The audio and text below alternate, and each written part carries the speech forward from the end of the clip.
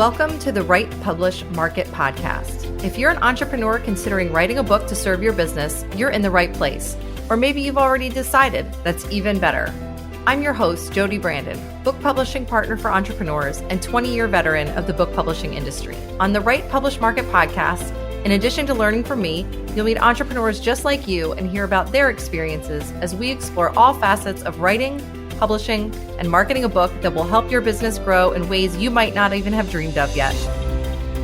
Hello, welcome to today's episode. We are talking today about AI. We have talked about this before on the podcast. I assume this is not going to be the last time we're talking about it as well, because it is an ever-changing thing going on in the world, in the book publishing industry, in all of the industries, right?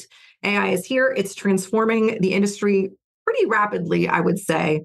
We are not going to get into, sort of the nitty gritty of how AI works, why you shouldn't be using it to actually write your book, et cetera, et cetera. We've talked about that in the past. I will link that episode. I think it was episode 126 in the show notes so that you can check that out. But I want to talk today about some ways that you can and should be using AI within your book project, because there are ways for you to be using it within all three of the umbrella topics, write, publish, market, that will help you save time, be more efficient, give you different ideas, et cetera, et cetera, et cetera. So don't think that I am anti-AI. I'm absolutely not anti-AI. I just think that you should not write your book using AI. But there are lots and lots of things that you can and should be doing. So let's talk about some of them.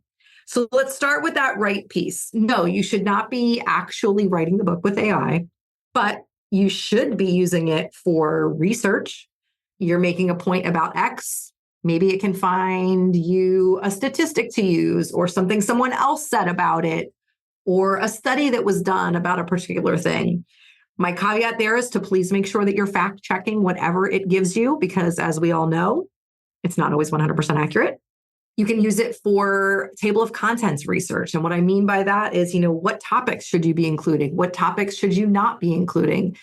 As with other things, the more information you can provide it, the better the answers that come back to you, right? So let's say you've identified 3 books, your book positioning study, book market analysis, however you want to call it, whatever you call it, you've identified 3 books.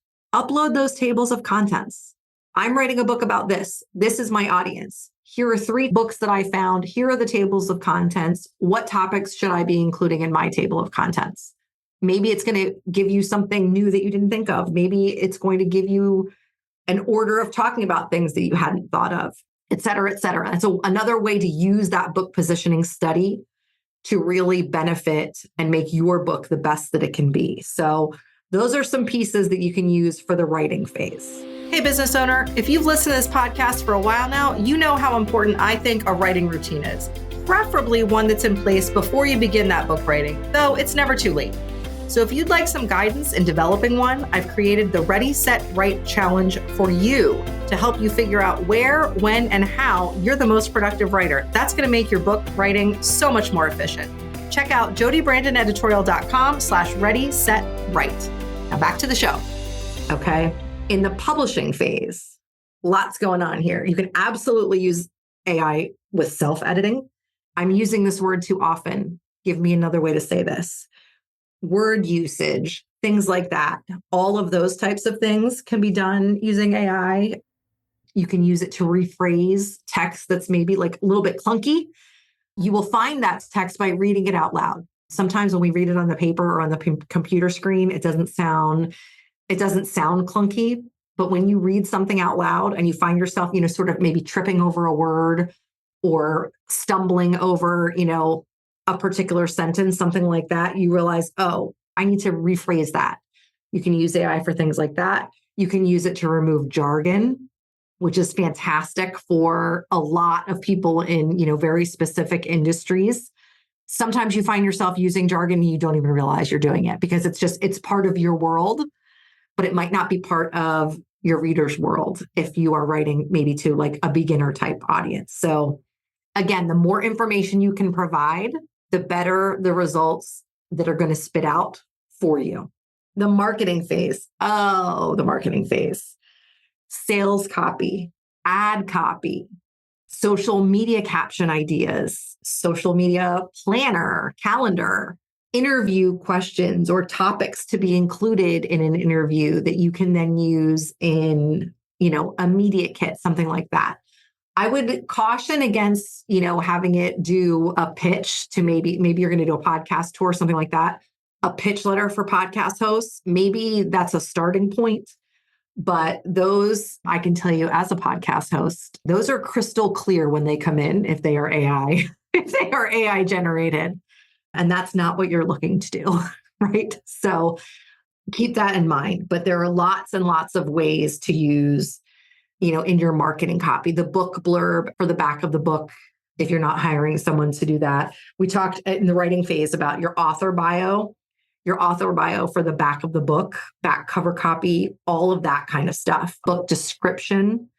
If you've identified your keywords, for example, you could have AI generate the first draft of your book description using those keywords. That's great. Also, again, for sales page copy. So the marketing phase, there's a lot, I would say, that a big role for AI to play when it comes to that in particular. So again, I know that a lot of people in the book publishing industry have the reputation as, AI haters.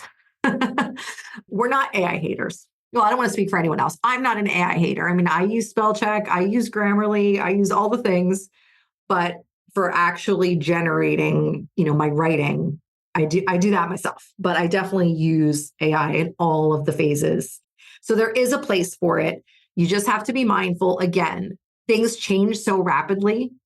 As of the time of this recording in late 2024, only human generated content can be protected by copyright law. So you've got to keep that in mind as well, especially when it comes to the writing piece. So all the more important reason also, by the way, to make sure that you're filing copyright protection as, this landscape keeps evolving and evolving quickly. So I hope that this has sparked some ideas for you in all three phases: writing, publishing, and marketing. Because again, I do think AI has a place. It is just not in the actual writing of the book. So until next time, my friends, happy researching, happy writing, happy publishing, happy marketing, happy using AI in all the ways except for writing. Have a great day. Thanks for listening to today's episode of the Write, Publish, Market podcast. I know just how busy your schedule is as a business owner, so I'm grateful you've taken some time out of yours to journey into the world of book publishing with me today. If you are looking for even more book writing, marketing, and publishing information and support, check out my mentorship membership, the Author Entrepreneurs Lab, where each month we take a deep dive into one element of the book world with education, a Q&A session with me, your book publishing expert, resources, co-writing times, and so much more. You can learn more at the link in the show notes. I hope to see you inside the lab.